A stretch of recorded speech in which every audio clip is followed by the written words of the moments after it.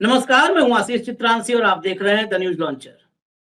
ज्ञानेश और मोदी के खिलाफ दिल्ली की सड़कों पर हजारों लोगों की भीड़ उतर आई। चुनाव आयोग के दफ्तर की तरफ बढ़ चले और सबसे बड़ी बात है कि शव यात्रा निकाल रहे थे। लोकतंत्र की शव यात्रा निकाल रहे थे हजारों लोग। जेनजी का नाम सुनते ही भाजपाई क्यों सहम जाते हैं। दिल्ली की ये तस्वीर शायद उसकी एक वानगी है या उस कड़ी को उसको समझने के लिए, उस साइकोलॉजी को, उस डर को समझने के लिए एक तथ्य के रूप में काम कर सकती है। इससे पहले भारत के अलग अलग हिस्सों में कुछ घटनाएं हुई हैं जिनको इससे जोड़ना जरूरी है।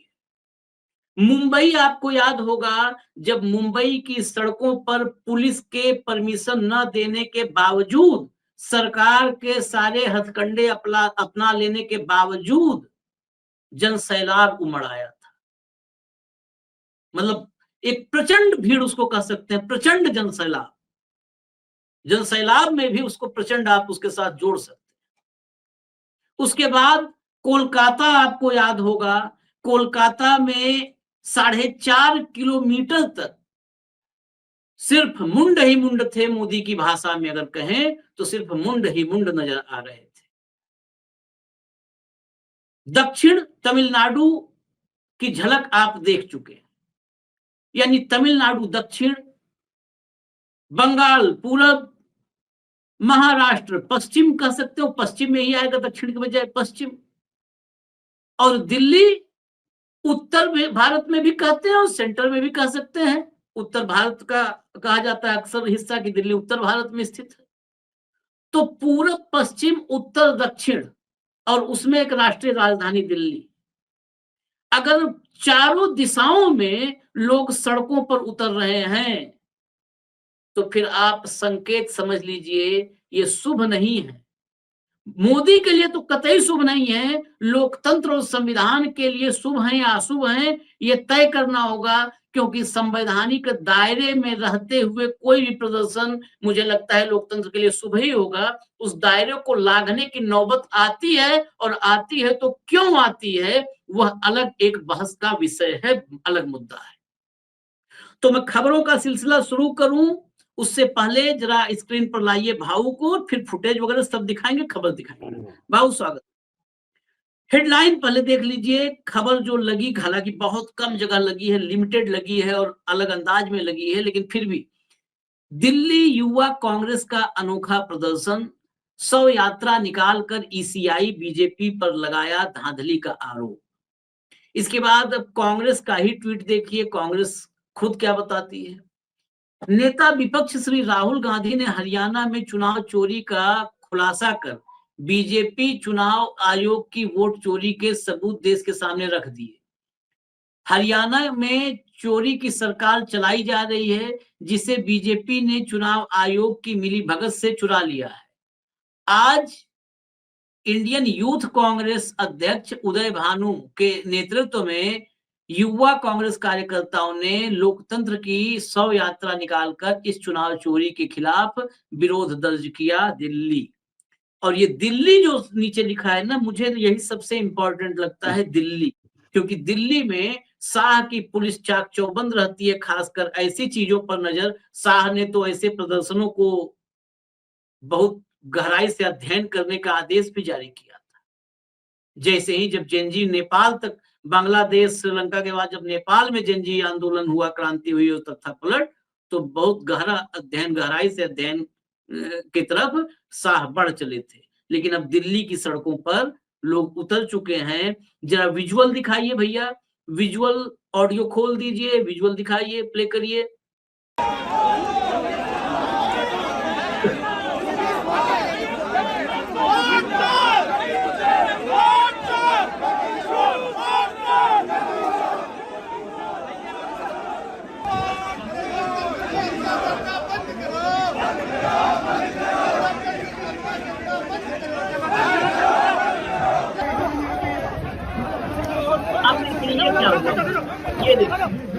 ये देखिए, अब अमित शाह की पुलिस जिसके हाथ पांव फूले थे, उन्होंने बस का दरवाजा खोला और देखिए क्या शुरू हुआ। अब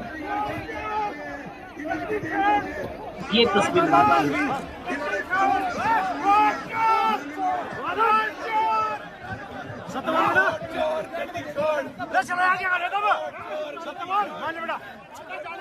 ये कैद में आने के बाद भी राहुल के सिपाही आपको दहाड़ते नजर आ रहे हैं, चारों तरफ से पुलिस के शिकंजे में है, लेकिन फिर भी शाह की पुलिस बेबस सी नजर आ रही है। देखिए ये फुटेज हो गया।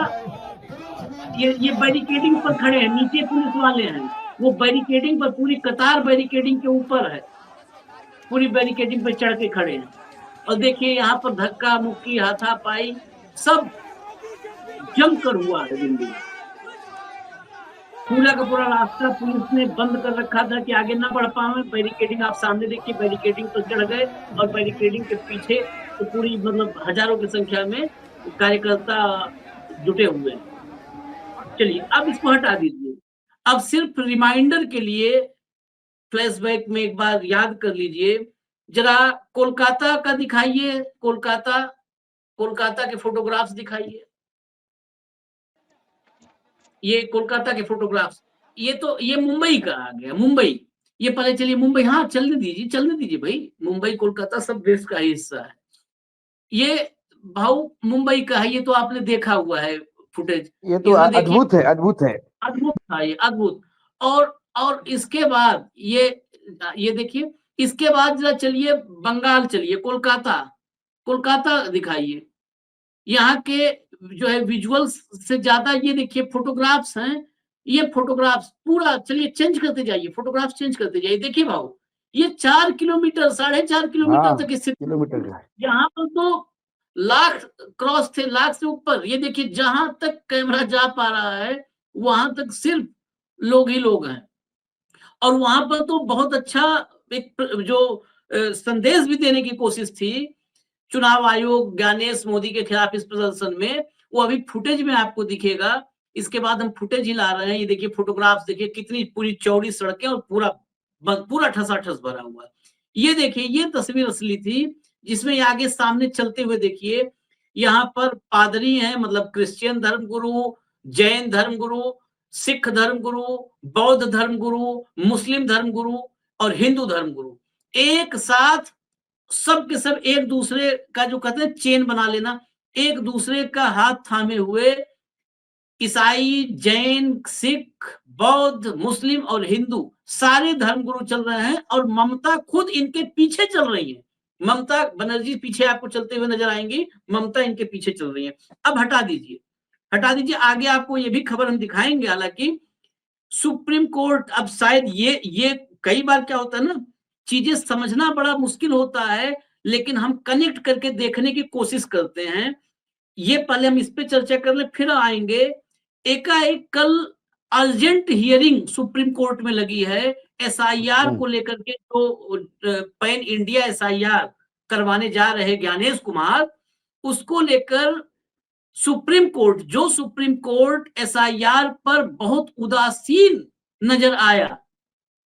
जब से शुरू हुआ, जुलाई से सुनवाई शुरू हुई है, तब से उसको उदासीन ही कहेंगे, क्योंकि अब तो चुनाव हो गए बिहार के, और वो कहते रहे कि कोई सबूत आएगा तो हम कैंसिल कर देंगे, रद्द कर देंगे, बीच चुनाव रद्द कर देंगे।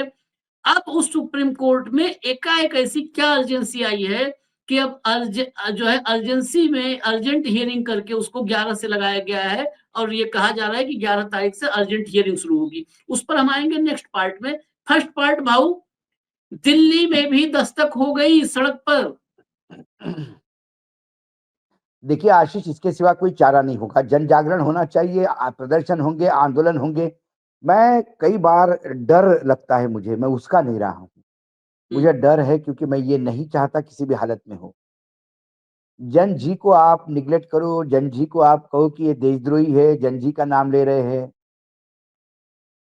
वर्तमान में यदि आप चुनाव हाईजैक करोगे, वोटों की डकैती करोगे, और if you are a partner in a crime, you have to face the situation.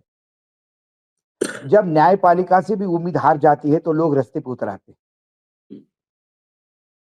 क्या हुआ? न्यायपालिका न्याय देती तो क्या बंगाल में ही होता? बांग्लादेश में? क्या न्यायपालिका न्याय करती तो नेपाल में ही होता? क्या न्यायपालिका न्याय करती तो श्रीलंका में होता? जब न्यायपालिका भी न्याय नहीं करती, आपको क्या लगा जब अनशन पे बैठे हुए वृद्धावस्था के लोग सीरियस होकर हॉस्पिटल में चले गए, उसके बाद भी प्रशासन को कोई सुध लेने को तैयार नहीं है, तो झेंझी वहां एक आक्रामक हो गए लेह लद्दाख में। आप इसको पाकिस्तान का हाथ बोलते हैं। आपको शर्म नहीं आई कि आप ही के देश के 2 लोग अनशन करते करते बीमार हो गए? क्या ये सरकार का दायित्व नहीं है कि उनके पूछो क्या हुआ? और उनकी मांगे कोई नहीं थी कि हमको पाकिस्तान जाना है और हमको नेपाल में अटैच करवा दो। उनकी मांगे थी जो आपने अपने घोषणा पत्र में बताया था। तो चुनाव के लिए कोई एसआईआर के कोई खिलाफ नहीं है, लेकिन एसआईआर के नाम पे आप सिलेक्टेड वोटों को डिलीट करोगे, किसी को बताओगे नहीं। कितने वोट डिलीट करोगे ये बताओगे नहीं, क्यों डिलीट करोगे ये बताओगे नहीं, वीवीपैट दिखाओगे नहीं, डिजिटल फुटेज दिखाओगे नहीं, सभी चीजों के लिए दाना करते रहेंगे और उसके बाद धांधली करोगे और कहोगे कि हम अपने आप में बहुत सबसे बड़ा प्रामाणिक है, तो होते रहे आप अपने घर में। जब जनता, मैं बार बार कहता हूं, जब सड़कें सूनी हो जाती है तो पार्लियामेंट आवारा होती है, किसी कहा है किसी बहुत बड़े व्यक्ति ने। और लोहिया जब ने कहा। पार्लियामेंट आवारा होने लगेगी, जब विधायिका डकैती के साथ, अब चुनाव आयोग के साथ मिलकर डकैती करेगी, जब चुनाव के ही निष्पक्षता पे सवाल खड़े करेंगे और हर चीज का जवाब एफिडेविट दो, हम नहीं बोलते तुम झूठ बोलते हो, ये नहीं होता ना। तथ्यात्मक तो कहीं देना पड़ेगा, 1 to 1 तो सामने आना पड़ेगा। और यदि आप किसी भी चीज पे बोलने को तैयार नहीं हो तो लोग रास्ते पे उतरेंगे। मैं कोई नेपाल के, मैं कोई बांग्लादेश के, मैं कोई लंका के लोगों को दोष नहीं देता। और ये मोहन भागवत जी ने भी कहा कि जब सरकार नाकारा साबित होती है, सरकार लोगों के एस्पिरेशन को नहीं समझती, सरकार लोगों के मन को नहीं टटोल पाती, तो लोग रास्ते पे उतर आते हैं। आज मुंबई में उतरा हुआ लोग भी आपको मजाक लगता है, आज बंगाल में उतरे हुए लोग मजाक लगते हैं, आप दिल्ली में उतरे हुए मजाक लगते हैं। ये मजाक आप कब तक करोगे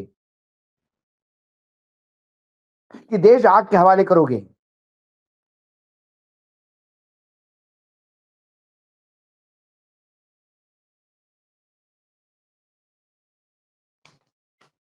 डर मुझे ये है, आप तो कहीं से भाग के निकल जाओगे, मेरे देश का क्या होगा? 50 साल हम पीछे जाएंगे। क्या लंका का भला हुआ? क्या बांग्लादेश का भला हुआ? क्या नेपाल का भला हुआ?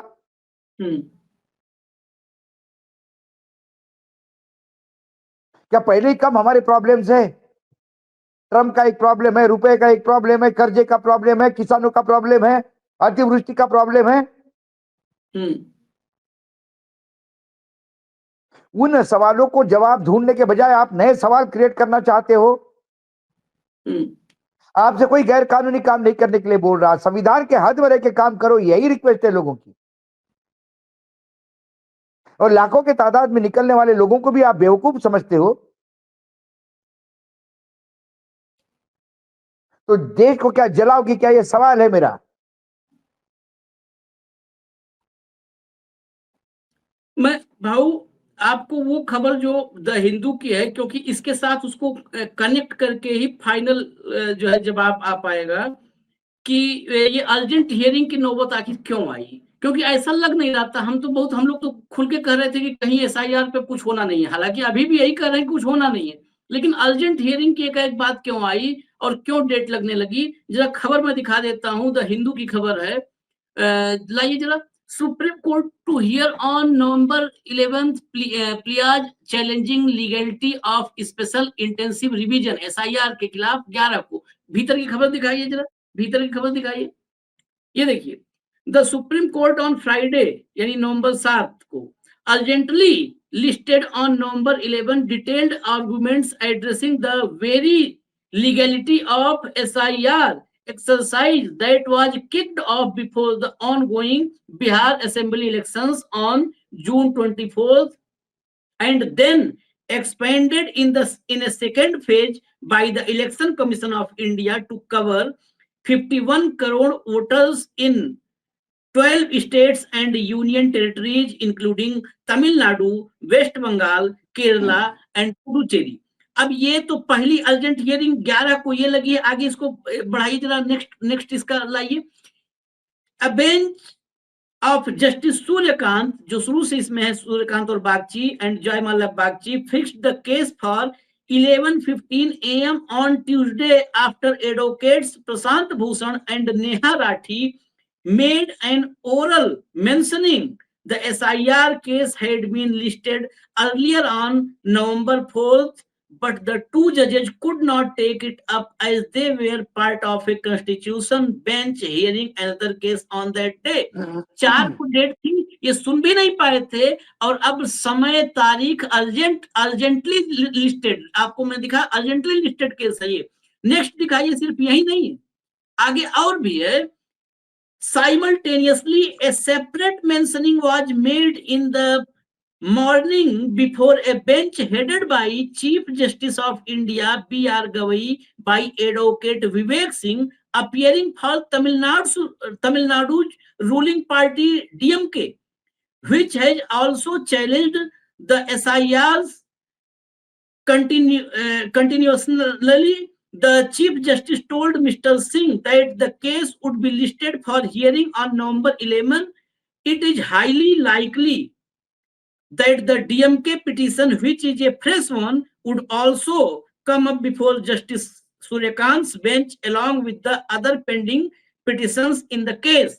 तमिलनाडु वाला केस जो स्टालिन ने सर्वदलीय बैठक के बाद 44 दलों के साथ फाइल की थी, उसको भी अटैच किया जा रहा है 11 तारीख की हियरिंग में।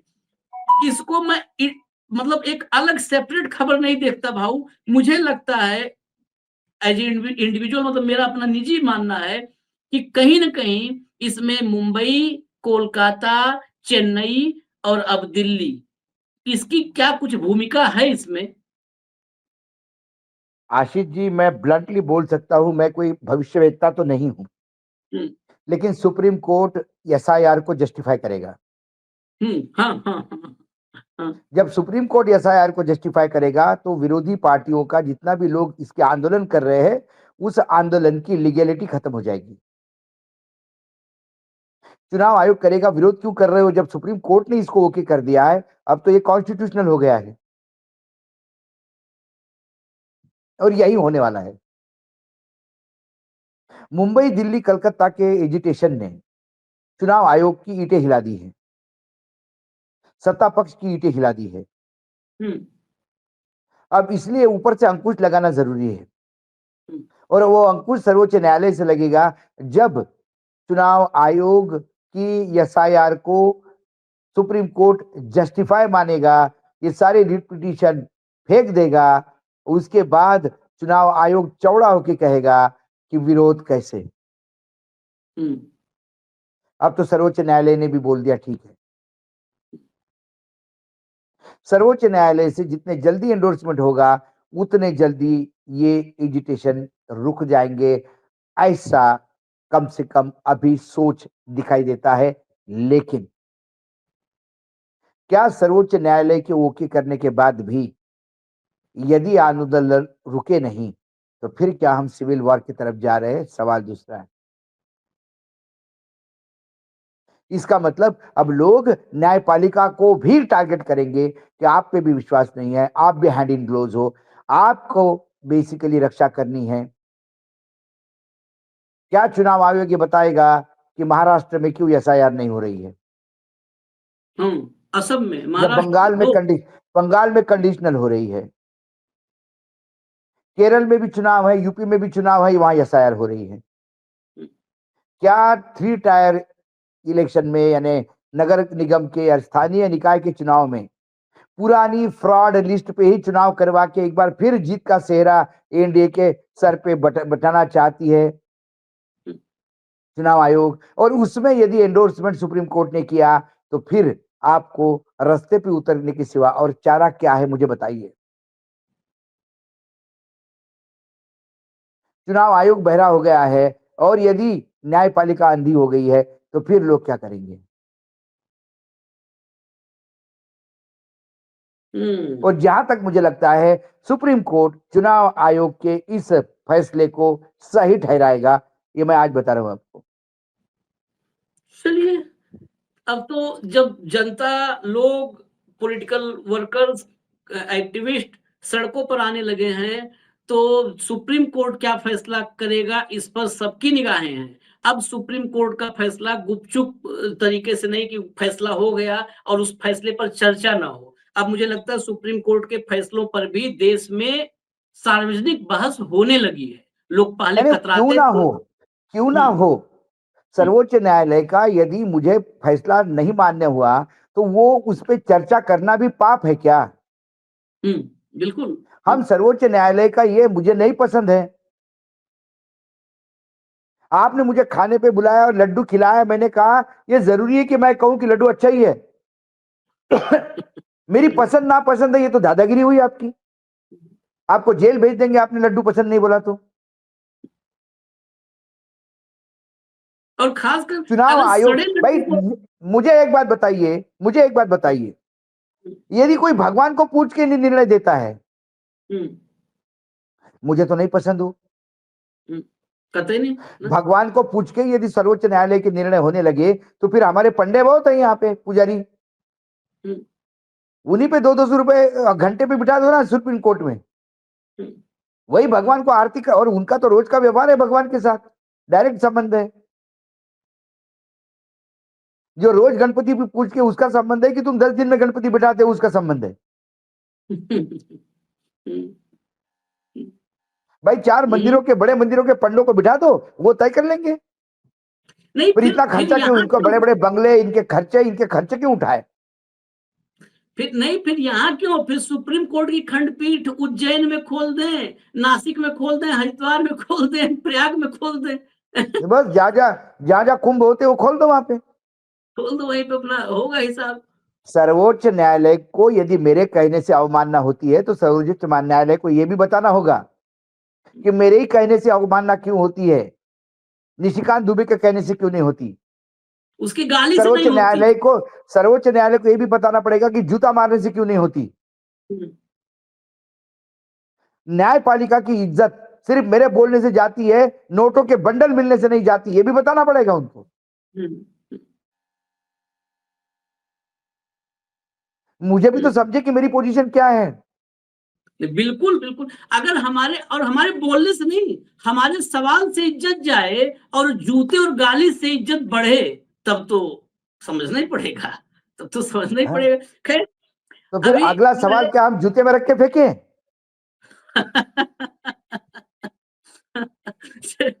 चलिए, अब देश की जनता ही मुझे लग रहा है कि जो अब सवालों का जवाब, जो देश के सवाल हैं, वो देश की जनता अब जवाब लेने के लिए तैयार नजर आ रही है। अब चाहे वो सुप्रीम कोर्ट हो और चाहे हमारे सुप्रीम मोदी जी हो, अब बोलना पड़ेगा, ऐसा आभास होने लगा है। हमें इजाजत दीजिए, आप न्यूज लॉन्चर देखते रहिए। धन्यवाद भाऊ, बहुत बहुत धन्यवाद। नमस्कार। नमस्कार।